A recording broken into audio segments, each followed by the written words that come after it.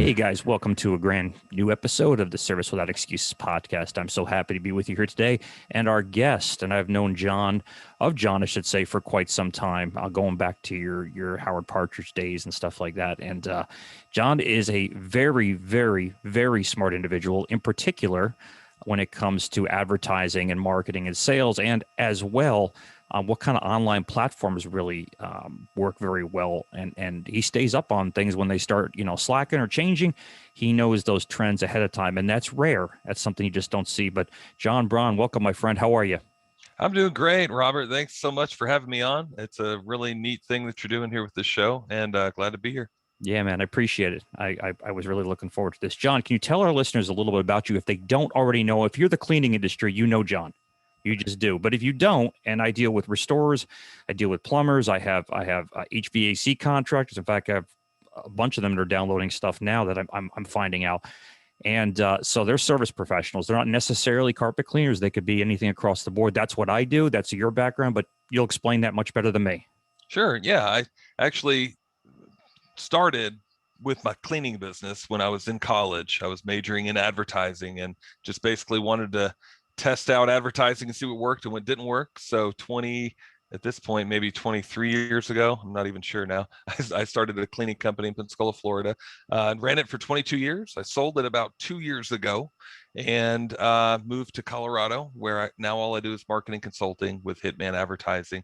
I've been doing marketing consulting for about 12 years, but for about 10 of those years, I was doing both, had the cleaning business and Hitman advertising. And really the whole goal eventually was to just do marketing consulting. And that's what I do now. Ski a lot and hang out in the woods and the mountains and have a lot of fun with that. But yeah, and I help with all sorts of online, offline marketing, clients in the United States, Canada, UK, even a couple in Australia.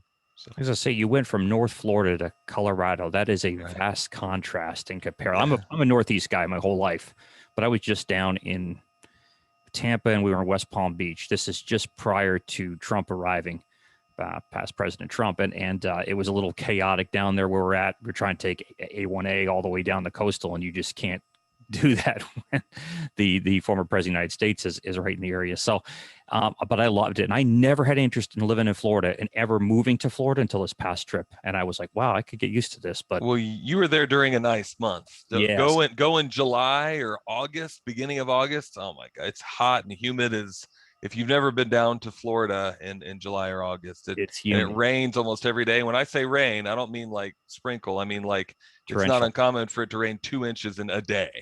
I could believe that, man. Maybe even in a couple hours, 2 inches. We You get know. it brutally hot here in the Jersey Shore in the summer because we're right on the ocean.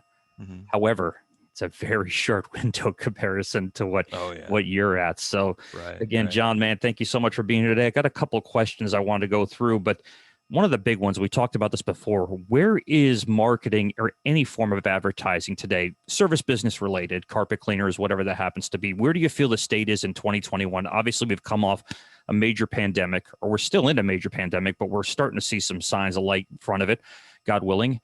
And obviously, some things have changed drastically in the way you market or promote your business. What's your feelings on that, my friend?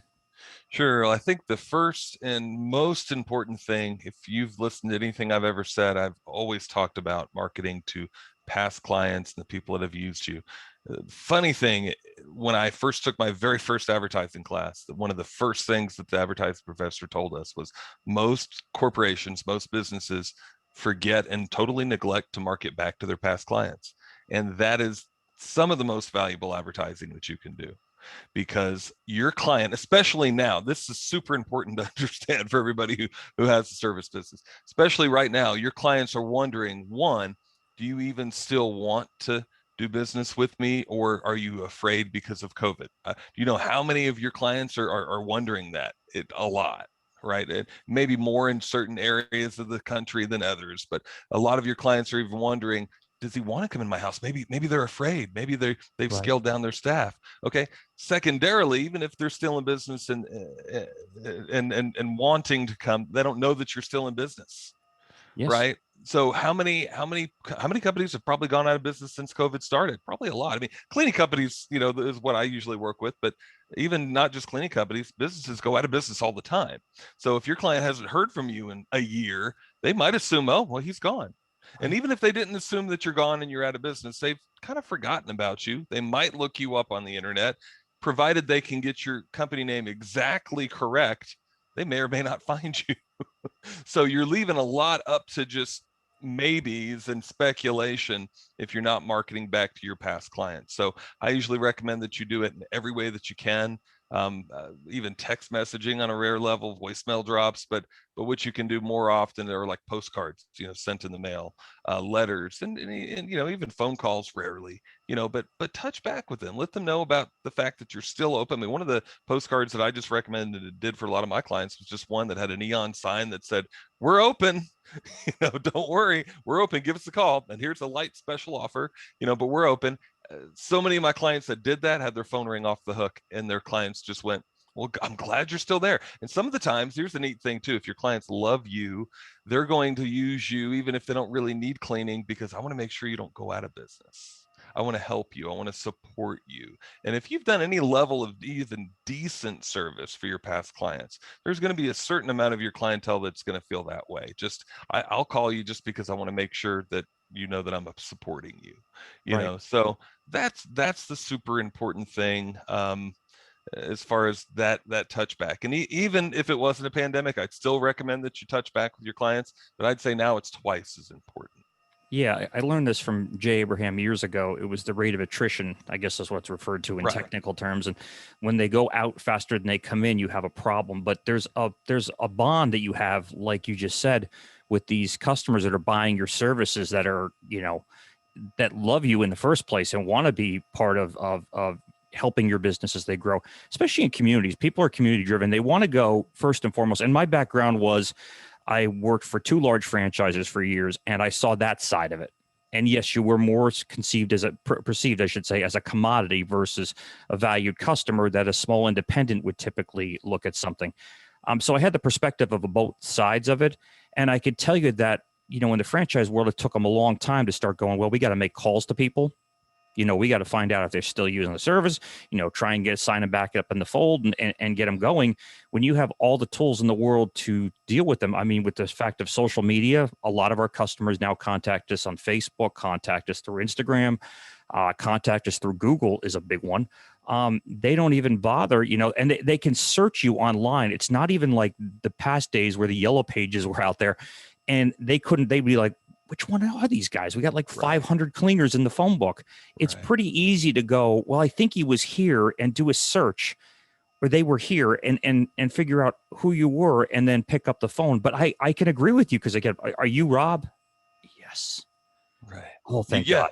you hear that all the time, and especially the companies who have complicated names, Yes. or have a name that's similar to a competitor. If you're not marketing back to them all the time, you're giving jobs to that competitor. If there's a premium and a premier, or a pro clean and a pro services, or even anything that begins with a P, you'd be surprised how often that they just don't know your company name. Yeah. Happens all the time. I got lucky because I started New Jersey's best carpet and tile cleaning. I did that. We were in a different location up north in New Jersey. I had a partner at one point in time, and I used it for search purposes. New Jersey's best this, best that. I figured it was going to be good. Yeah, Not too long ago, I was able to purchase NewJersey'sBest.com for there you go. $100. There you go. And that is going to be, because if we really think about it, I mean, there's a couple New Jersey's best, but not, obviously what we're doing, but that's a big search term. Right. And we get a lot of credence from that ability to have that. So there should be something identifiable in your name and in your marketing that can pitch back to that. For I sure. think it's crazy that people don't stay in touch with their customers. It's inconceivable to me, but I mean, one thing I try to talk about is systems. Everything's a system. You're a systems guy too as well. You follow a system no matter what it is. That system could be review management. That system could be past client acquisition or a retention. But you have to have these systems in place to make sure they're automated every single time. And if you can't do it yourself, you need to talk to people like John about your marketing, your advertising. You need to talk to other companies about review management. You got to make sure that system is done, whether it's done in-house or done by somebody else. So what are some of the best strategies for guys that maybe right now, and you brought up a good point before, some people are no longer in the business world. They've either, things have happened beyond their control, or maybe they just weren't as prepared and had no plan B when it came to things going south. And it could happen anytime. We can't ever predict a pandemic, but every market goes up and down. It's just the way business is and the way the world is. But with some of these new people coming, new entrepreneurs coming in or starting, or maybe they're one truck solopreneurs, whatever, what is the advice? Because you've been there, I've been there.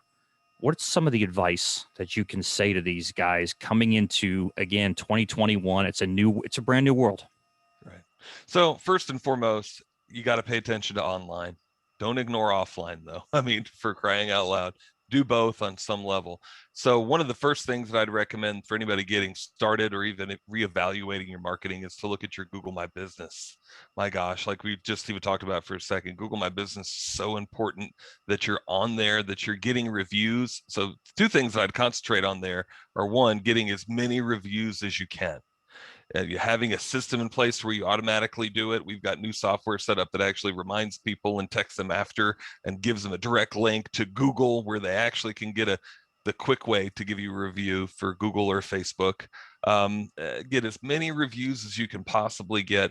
Make sure that your profile in Google My Business is totally filled out. Make sure that your keywords are set as far as your service, your city, but even you kind of can list your services there. Make sure your primary service that you do the most is there. Make sure that service is also talked about in your website, because Google looks at your website too when they think about Google My Business. And then you've got a little profile inside of Google My Business. Make sure that you're actually updating something in there at least every week or two, or few weeks, or if you can do it every couple of days, that's even better. But upload pictures and post something, have that action there. Google will reward you.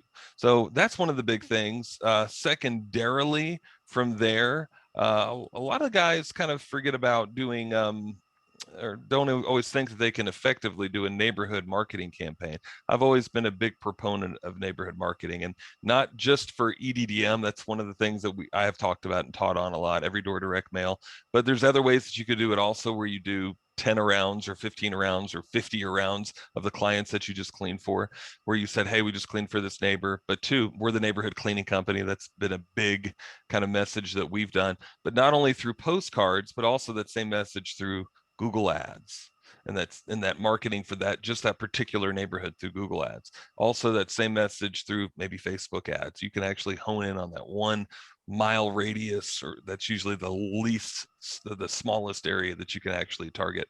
But yeah, don't forget to do it both online and offline. So many guys that are new start thinking, well, it's just online, and really why they want to do online. And I know, and as you can guess, it's probably they think it's cheaper. Sometimes it is, but sometimes it's more expensive.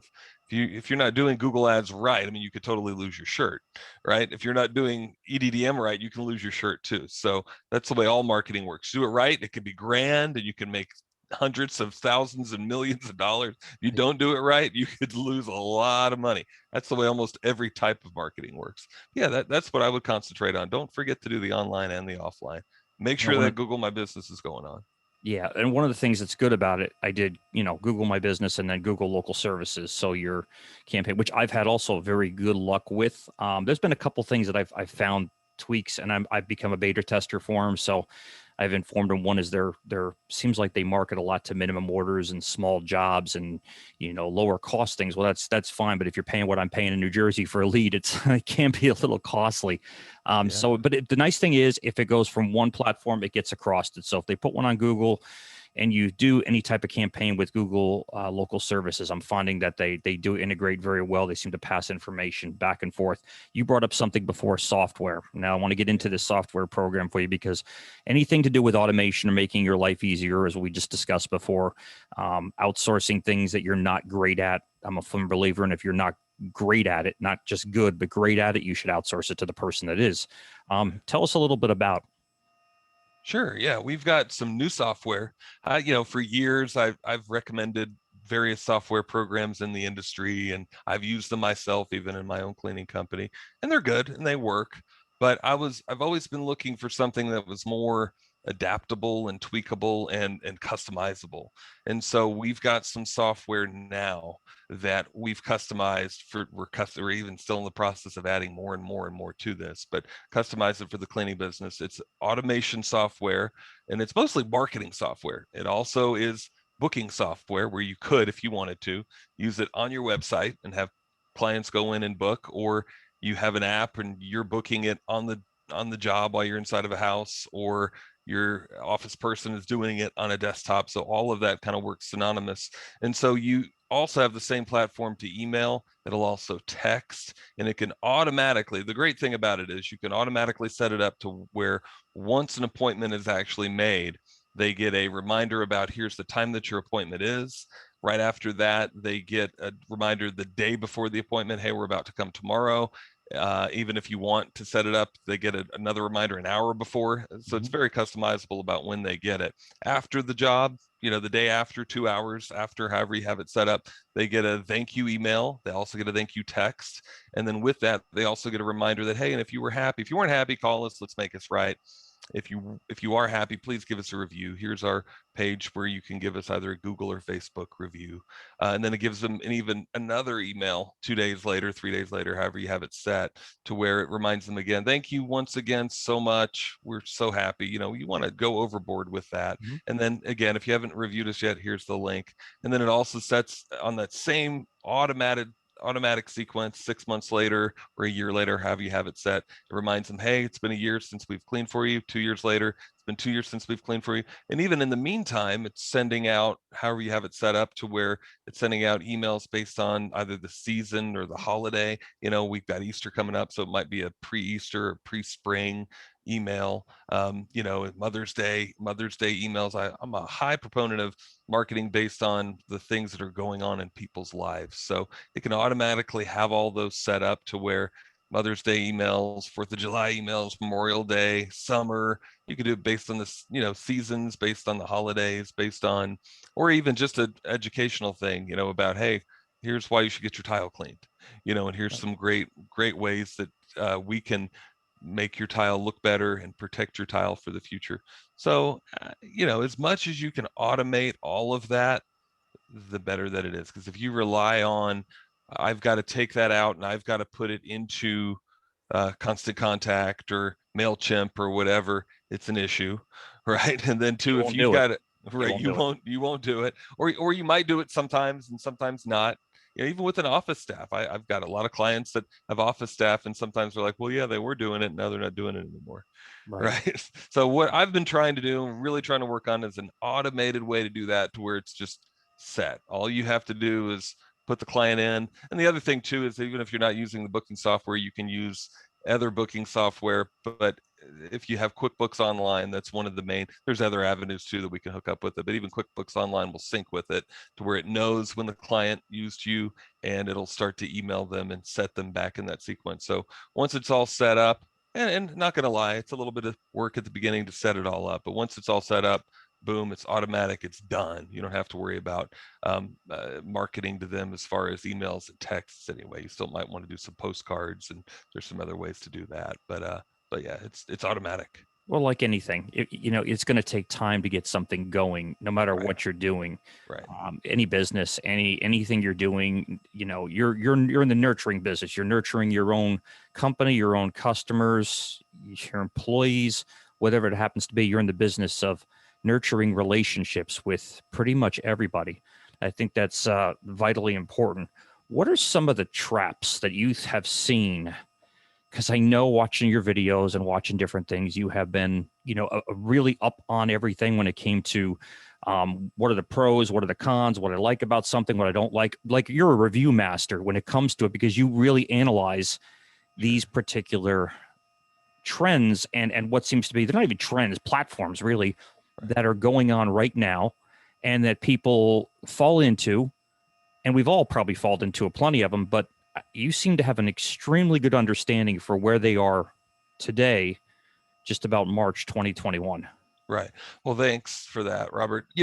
My main thing was, when I even first started Hitman advertising, and even when I first learned advertising strategy, people, unless you've really learned about the whole system of advertising strategy, you need to understand that the media is not important at all. I mean, that's one of the first things I really learned in advertising school that my professor really honed in on is the media. Who cares? Let's get the message down and then figure out what the best media is to reach that message. So early on, I realized that, piss on the media. I don't really care about which media I use. I don't care if Google dies tomorrow. It doesn't matter to me. Would it inconvenience me? Yeah, if I spent some time working with Google, but I'm not going to cry and go, oh no, where's my business out? So many guys, Robert, have, back when it was a lot easier to rank. By the way, SEO right now, I wouldn't say it's dead, but it's difficult. And I don't recommend that. I don't know, I'm maybe getting ahead of myself because I have so many thoughts about this. I'm hearing it from a friend of mine that does a lot of it. And he's yeah, very much yeah. in the same train of thought. Right. And not necessarily dead. Concentrate at Google My Business maybe more than you concentrate in SEO as far as just ranking organically. But so many guys get taken, one, on the whole thing of, I'm spending $500 a month or even $150 a month. It doesn't matter. By the way, if you're spending $150 a month on SEO, they're not really doing anything for you. But, and they're probably just taking your money. I can't guarantee that, but more than likely that's the case. But the thing about SEO is it's so liquid. You might rank for, I don't know any cleaning website that ranked consistently since Google started, for the last 10 years. I've seen them come and go and fall. Everybody's from mine to Robert Allen's to everybody's, come and go and rank. And if you can get it to rank for cities, it's not usually more than one, sometimes a couple if you're lucky, sometimes three, but usually one if you're lucky. But don't bank your business on that. Don't bank your business on Google. So that's probably one of the biggest downfalls and pitfalls. I've literally seen guys that did rank super well, and then once Google, and they had a big business, once Google didn't rank them, and it's inevitable that someday Google's going to fail, either fail you or fail totally, right? And not be the trusted source or start charging completely for all the leads that they give out. Then what are you going to do? And you're relying on that for free. But had the free organic ranking and then it fell and now their business was totally in the toilet. Don't let yourself, don't rely on just one media for one. Two, don't, anybody that ever calls you and anybody that's not a direct referral about anything online or internet related, don't buy into it. So many guys will call you all day long selling you, even the companies you might have heard of, like I can't remember, but Angie's List or whoever, those kind of guys hit me up 3 times in the last 24 hours. So yes. Right. So they'll promise you the world. Oh yeah, we're getting all this traffic and you'll get 80,000 views or whatever. You're like, well, really, what does that exactly mean? And some of the times I know the advertising lingo, so I can see through what they're really saying if I ask the questions, but a lot of cleaning companies don't know what they're really saying when they say an impression or a view or whatever that may be. But chances are, if somebody calls you out of the clear blue and tries to sell you any advertising, it's not what you want to do, at least not right then. Now, it might be something that still might be valuable. Take a note and say, good, I'll think about you for the future. Not doing it today, not even doing it this month. When my advertising budget comes open for 2 months from now. Otherwise, if you allow them to sell you, you're letting them plan your marketing, and it's not going to be in your best interest. Something you just talked about before, Google, obviously, if Google left tomorrow, that would put a lot of people under. That's their whole business driven. That we come back from the days where Google was irrelevant, didn't matter, wasn't a thing. There was different. Again, the media changes, like you said before. But there's an old saying, and if you haven't heard it, and you're not John or mine's age, you don't put all your eggs in one basket. If you've not heard that term, you should treat that term like gold. It's like cash is king. You never want to get. I remember a story real quick. I had a guy that he moved up the ranks, and we did a water damage from his house, and he loved us. So he became the director, and he ended up bringing us in his influence and gave us a ton of work.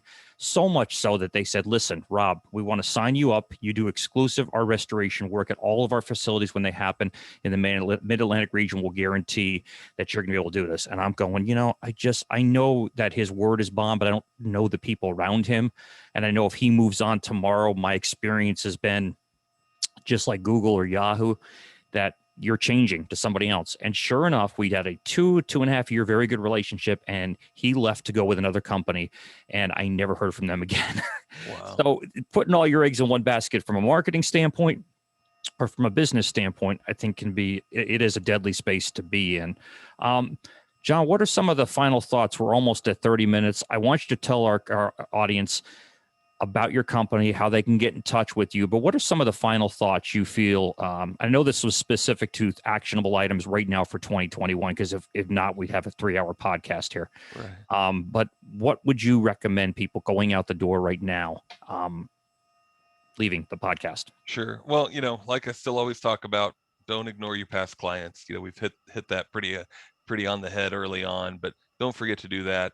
When you're doing any marketing, make sure, one, don't just stand still. The pandemic was scary. I'm not going to lie. I was scared. I'm sure you were scared, Robert. I know almost everybody was on some level, right? Millionaires, billionaires, whoever, right? So don't be scared still, though. Meaning not moving forward. So do something, do some marketing. Granted, maybe spend a little bit less than you did before if you need to. Maybe spend more. You got to realize some of your competitors are scared still and they're not doing anything. This might be a good opportunity to go out, test something small and do something, right? Do marketing. The people that will succeed right now and thrive even during a pandemic, during a recession, during whatever we have coming, right, will be the people that aren't still, that are moving forward and doing something. Let that be you. So go out there and do that. There is something vitally important. So last year with this hit, I decided to start a very strong SEO campaign, put a bunch of money out, got the retainer, and he's absolutely right. If you're not spending $500-600 a month, unless you're in the sticks of, I don't know where in the United States, you're not getting any bang for your buck. Right. But I already put money out to start the campaign. I had a fee every single, and that was like February. And in March, everything went crazy. In New Jersey, couldn't work at first at all. We didn't work for about 3-4 weeks. So I got my employees were just looking at each other going, what the hell just happened? Wow. And you diversify. But I had a decision. I called my SEO guy. I says, listen, I've never been one that shied away from it. And I always believed in building up a business in a down market. I've had better luck with them personally. There's benefits to both, but I do love a down market. I like a challenge. And I said, so I know it's going to take 6 months to do anything in the first place. Why would I, pull the switch on it now and not plow through it forward? And he literally said, he goes, I've just had 10 discussions and you're the only one that is like, let's plow through. Everybody else is shut down. He goes, and if I could have a recording of you saying that to these other guys that are not conflicting in your own market, they just believe the sky is falling. We should shut everything down right now. Well, business is risky. Everything you do when it comes to being a business and entrepreneur is risky. It's all risk. You fly without a net. And if you fly with too much a net, then fear has taken over. And fear, my friends, is a disease that can cripple you. So I couldn't agree more with you. You have to keep going. I mean, you don't be irresponsible. You have to have some fiscal strategy to it. You don't spend more than you can afford to lose, similar to being in the market. You have to use some common sense to it. But at the same time, you can't stop. You can't let it all fall apart, everything you work for, because in things like this, it can change. Again, this is no different. I know it's a pandemic, but then a down market like 2008, 2001, it can go back in time. They all happen. They rotate. How will you adapt to something you can't control? Right. And this is something you can't control. So, you roll with it. John, my friend, how can they find out about you? Sure. They can go to my website at hitmanadvertising.com. They can also email me directly at john@hitmanadvertising.com. Those are probably the two best ways to find out about me and contact me. Thank you so much for your awesome information today, John. I really, really appreciate you being a guest. This is important right now to business owners, because if you're up here and like out there, we're in the winter months. So people are not necessarily cleaning their carpets or going into it yet, but next month is a whole different story. For you, maybe 2 months, at the time the snow melts. But inevitably, you have a season, and you can't wait till the season starts to think about marketing. You got to plan your strategy ahead of time and implement it. Think just like SEO. You can't do it instantly. It takes time to take effect. Review management takes time to take effect. So just like John said, make sure you take action now and don't sit on him. Again, John, thank you so much, my friend. I appreciate you being here today. Thanks, Robert. Appreciate it.